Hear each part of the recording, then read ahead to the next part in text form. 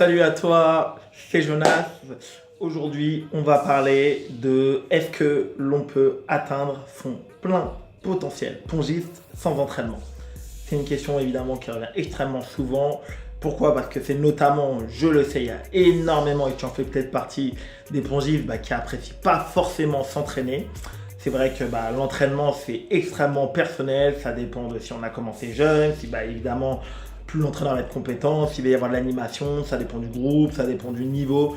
Et que malheureusement, moi je dis malheureusement parce que tu dois le savoir, moi j'adore m'entraîner, c'est vraiment quelque chose qui me passionne l'entraînement, j'adore m'entraîner, me faire mal, pousser sur les jambes, appliquer, me corriger. Mais peut-être que tu n'es pas dans ce cas, que tu kiffes le tennis de table, voilà, lorsque tu fais des matchs, même des matchs d'entraînement, puis après des matchs officiels avec la compétition. Et donc pour revenir à ma question, donc est-ce que l'on peut atteindre son plein potentiel pongiste sans entraînement? Ma réponse, en tout cas très personnelle, mets-toi tes commentaires à la fin de mets tes commentaires en dessous, dis-moi ce que tu en penses réellement. Moi ma réponse c'est non. Mais d'abord je vais revenir sur quelque chose d'hyper important. Pourquoi je pense que c'est non? Parce que lorsque l'on s'entraîne, on va tout simplement déplacer vers le haut, à la hausse, son plein potentiel pongiste. Tout simplement. Voilà, pour moi, c'est ma réponse. Je vais prendre des exemples pour étayer pourquoi je suis de cet avis. On va tout simplement le déplacer à la hausse. Il y a 30 ans, dans les clubs, il y avait extrêmement peu d'éducateurs, que ce soit professionnels ou bénévoles.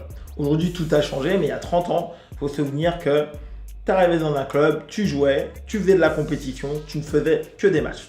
Beaucoup de clubs, il n'y avait pas d'entraîneur professionnel, donc ils n'avaient pas le choix. Si tu ne le sais pas, par exemple, Christophe Legout, quand il a commencé le tennis d'étape, c'est ses parents qui ont créé le club. Je crois qu'il était en Bretagne, si je dis pas de bêtises. Tu peux me corriger si tu es au courant. Je crois qu'il était en Bretagne, ou en Normandie en tout cas.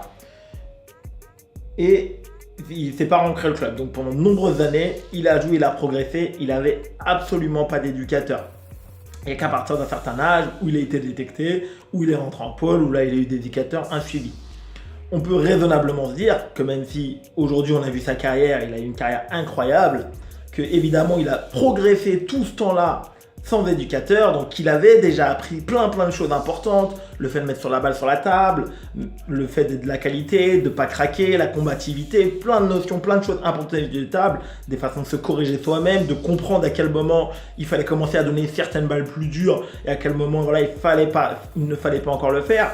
Mais à un moment donné, pour l'aider dans les choix cruciaux, tactiques, techniques, l'entraînement physique, à un moment donné, on peut raisonnablement dire que sans avoir été encadré correctement à un moment donné, il n'aurait pas eu évidemment le développement qu'il a eu, qui s'est accéléré par la suite, année après année avec de l'entraînement de qualité, ça a un effet qui se cumule dans le temps. Et c'est pour ça que par la suite après, les joueurs ils peuvent atteindre un tel niveau international. Et tout l'entraînement par la suite, structuré, coordonné, il a eu, ça a pris un essor considérable. Je vais reprendre un autre exemple pour étayer ce propos. Donc, un exemple d'une situation complètement différente, c'est Emmanuel Le Besson, qui lui, évidemment, il est d'une génération beaucoup plus récente. Donc, lui, il a toujours été encadré, des bonnes structures, il y avait déjà un système de détection extrêmement important.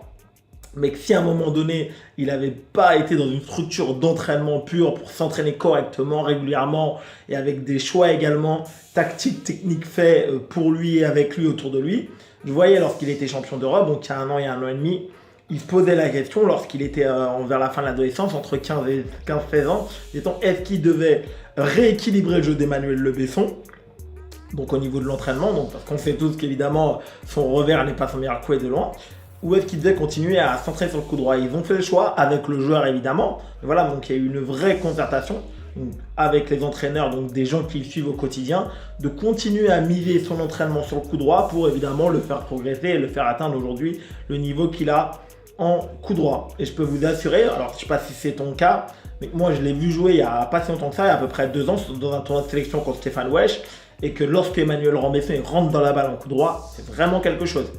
J'ai vu des tonnes de fois des joueurs professionnels jouer au tennis de table en vrai, mais que lui il rentre vraiment hyper bien, hyper fort dans la balle, et que ces choix-là, lorsque tu es tout seul, lorsque tu ne fais que des matchs, lorsque tu n'as personne au-dessus de toi qui va avoir une vision extérieure, plusieurs personnes qui vont avoir une vision extérieure de ton jeu et de ton évolution, comme un éducateur, via de l'entraînement, ça va être extrêmement compliqué pour toi de savoir, peut-être que lui, à titre personnel, il aurait peut-être choisi à l'époque de rééquilibrer son jeu, de se dire voilà, de s'entraîner un petit peu, de jouer, d'essayer de jouer un peu plus avec son revers, de jouer plus des deux côtés de la raquette, alors qu'aujourd'hui c'est à peu près admis, on le sait, c'est très compliqué lorsque dès le départ vous n'avez pas par exemple en revers, voilà, vous n'avez pas de bonne sensation, vous n'êtes pas particulièrement bon en revers, 10 ans après votre début de étape, de devenir bon, voilà, c'est quasiment impossible. Voilà, dès le départ, il faut dès le départ développer ce système-là. C'est pour ça qu'aujourd'hui chez les jeunes joueurs, on le voit bien, ils sont de plus en plus forts des deux côtés parce que évidemment les éducateurs sont formés et qu'ils laissent rien au hasard. Pour atteindre le haut niveau aujourd'hui, il faut être fort des deux côtés. Donc les joueurs, ils sont plus forts d'un côté où ils sont équilibrés, mais voilà, ce sont plus des buses en revers, entre guillemets, comme on pouvait le dire. Donc voilà, donc ce que je voulais dire, mon point, c'est que comme je te l'ai montré avec ces deux exemples-là, en fait, le fait de s'entraîner correctement, ça va reculer cette limite. Il y a fort à parier que ce soit Emmanuel Le Besson ou Christophe Legout, ça aurait été de très bons joueurs. Ils auraient probablement peut-être même été sous les 500 français, etc. Mais est-ce qu'ils auraient atteint ce niveau international sans structure d'entraînement cohérente, sans entraînement au quotidien dans leur vie? Mon diagnostic, c'est probablement non. Et qu'en fait, le fait de t'entraîner, ça va t'aider sans arrêt à repousser à chaque fois. On a tendance un peu naïvement à dire, même lorsqu'on voit un joueur, alors ça peut être moi, ça peut être toi, ça peut être n'importe quel joueur, dire ouais, celui-là, il va progresser, mais jusque là. Alors qu'en fait, on ne voit qu'à horizon, quoi, comme j'aime à dire, on ne voit que l'horizon proche. Alors, parce que nous, on ne sait pas ce qu'on ne voit pas, donc on ne voit pas encore en quoi ce joueur il pourrait se transformer, et lui-même, ce joueur-là, il ne sait pas ce qu'il ne sent pas. C'est-à-dire comme il ne connaît pas encore les nouvelles sensations, c'est sa nouvelle technique, il ne sait pas encore ce que ça va donner, donc même lui, individuellement, il se bride. C'est pour ça que voilà, le plein potentiel pongiste, on a trop souvent tendance, même moi y compris, à le caper. Voilà, c'est un réflexe humain, c'est qu'à chaque fois qu'on voit quelqu'un, on veut lui donner une barrière, on veut lui donner une limite, on peut tout simplement... Alors on sait intuitivement que si tu es un adulte, que tu commences, que tu ne seras pas joueur professionnel, que tu ne seras peut-être probablement pas numéroté, que tu ne seras probablement pas 20 ou 19 ou 18, mais en dessous de ça, après voilà, il y a des tonnes d'exemples. Moi j'en ai encore un dans mon club il y a 10 ans, il a commencé avec quelques conditions évidemment particulières qui atteignent des classements avancés sans entraînement.